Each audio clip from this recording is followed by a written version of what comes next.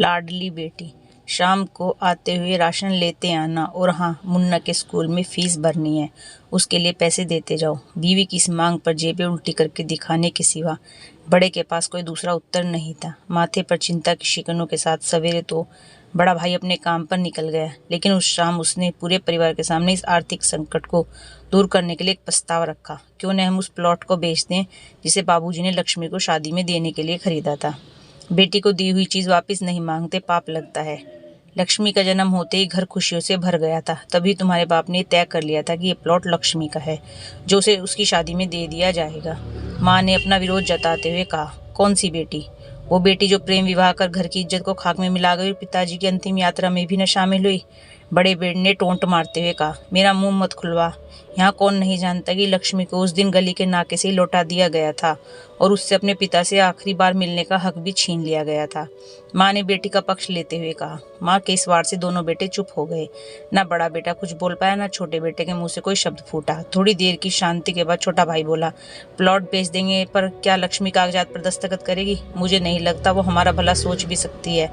आखिर है तो औरत जात, पुरुषों की परिस्थिति कैसे समझ पाएगी? काफी वाद विवाद और सोच विचार के बाद सब इस बात पर सहमत हुए और पड़ोस के मोहल्ले की लक्ष्मी की दोस्त को बुलाकर लक्ष्मी को घर आने का न्योता दे दिया गया। अगले दिन सुबह से गली के नाके पर खेल रहे बड़े भाई के लड़के की बुआ आ गई की आवाज सुन घर वाले चौकन्ने हो गए। दोनों भाई मन में द्वेष और नफरत के साथ उसको कैसे घर में आने के लिए कहें, इसी दुविधा में थे। वो कहते हैं ना, जरूरत के वक्त गधे को भी बाप बनाना पड़ता है। उसी कहावत के हिसाब से दोनों भाई बहन से बात करने के लिए तैयार हुए। दरवाजे पर जब बेटी और दामाद ने पूरे 7 साल बाद कदम रखा तो माँ की आंखें भर आई और दोनों को बड़े प्यार से घर के अंदर लेकर आई। बेटी और दामाद भी माँ का इतना स्नेह देखकर भाव विभोर हो गए। शाम को साथ में बैठे बेटी दोनों बेटों और दामाद के आगे हिचकिचाते हुए माँ ने ही प्लॉट का मुद्दा उठाया। लक्ष्मी को थोड़ा अंदेशा था कि कोई बड़ी बात होगी। लक्ष्मी उसी दिन से सोच रही थी कि ऐसी क्या बात हो सकती है कि जो खड़ूस भाई उसे बाप का मुंह भी दिखाने के खिलाफ थे, वो अचानक इतने कैसे पिघल गए। लेकिन अब उसको सारी बात समझ में आ गई। लक्ष्मी ने तिरछी नजर से पति की तरफ देखा तो बोल पड़ा, देखिए माँ जी, शादी से पहले जो कुछ आपका था वो आपका ही रहेगा। ना उस पर मेरा या लक्ष्मी का कोई हक था, ना है, न ही भविष्य में हम मांगेंगे। इसलिए आप निश्चित होकर उस प्लॉट के साथ जो करना है कीजिए। आप जहाँ कहेंगे हम वहाँ साइन कर देंगे। सुबह से सबने जीजा से नजर चुरा रहे दोनों भाइयों ने अब अपने जीजा को अच्छे से देखा। सुबह प्लॉट के कागजात पर बहन के दस्तखत लेकर काम खत्म किया जाए, यह तय हुआ। सब इस मीटिंग को खत्म कर उठ ही रहे थे कि टीवी पर अनाउंसमेंट हुआ कि आने वाले 21 दिनों तक देश में लॉकडाउन लगाया जा रहा है। लक्ष्मी के पति ने फोन पर बात करने के बाद कहा, अब हम क्या करेंगे लक्ष्मी, कल की बस भी रद्द हो गई है और 21 दिनों तक कोई बस नहीं, हम तो फंस गए। इस खबर से दोनों भाई बहुत निराश हो गए, क्योंकि एक तो उनकी आमदनी कम थी और 2 लोगों का और खाने पीने का बोझ बढ़ गया था। लेकिन माँ अंदर अंदर खुश थी, क्योंकि इतने वर्षों बाद घर वापस लौटी बेटी इसी बहाने कुछ दिन आराम से उसके साथ रह पाएगी। दोनों भाई सब्जी और फल बेचा करते थे। कुछ दिनों में ही लॉकडाउन के चलते और कोरोना वायरस के चलते लोगों ने उनसे सब्जियां और फल खरीदने बंद कर दिए। पहले से खराब उनकी आर्थिक स्थिति और ज्यादा खराब होने लगी और वह मन ही मन लक्ष्मी के कदमों को अशुभ मानने लगे। बहन और जीजा जी से उनकी हालत छुपी नहीं थी। लक्ष्मी के कहने पर उसके पति ने दोनों भाइयों की सब्जी और फल की रेहड़ियों पर लोहे की रोड और जालियां फिट कर दी। बाजार जाकर दोनों के लिए कैप, हाथों के दस्ताने और थोक के भाव से सब्जी और फल खरीद लाए।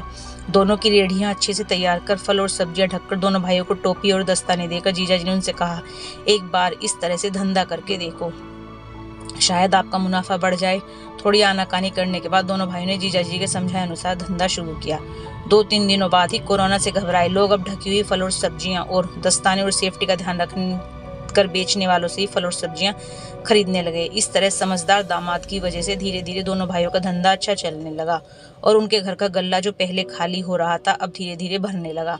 माँ जैसे अपने मरे हुए पति से मनी मन संवाद साधने लगी। देखो जी, आपकी लक्ष्मी सच में लक्ष्मी है। उसके पांव घर में पड़ते ही घर खुशियों से भर रहा है। दोनों भाइयों की आंखों में पहले जो गुस्सा था वह उसकी जगह अब शर्म ने ले ली थी। वह मनी मन सोचते थे, क्या गलत किया था बहन ने जो हमने उसके साथ इतना बुरा सलूक किया। शादी ही तो की थी और शादी करने से पहले हमें बताया भी तो था। हम ही थे जो उसे स्वीकार नहीं कर पाए। दोनों भाइयों के मन में द्वेष और नफरत धीरे धीरे क्वारंटीन हो गई। 21 दिन बाद जब दीदी और जीजा जी प्लॉट के कागज पर साइन करने जाने लगे तो अब दोनों भाइयों ने उन्हें रोक लिया और उनसे माफी मांगते हुए पेपर्स उन्हें देते हुए बोले, शादी के वक्त हमने आपको कोई तोहफा तो दूर की बात है, आपका हक भी नहीं दिया, लेकिन अब इस प्लॉट को स्वीकार कर हमें प्रायश्चित करने का एक मौका दीजिए। सभी की आंखों में खुशी के आंसू आ गए और माँ ऊपर देखकर बोली, देखा, आपकी लाडली ने आज फिर हमारा घर खुशियों से भर दिया। धन्यवाद।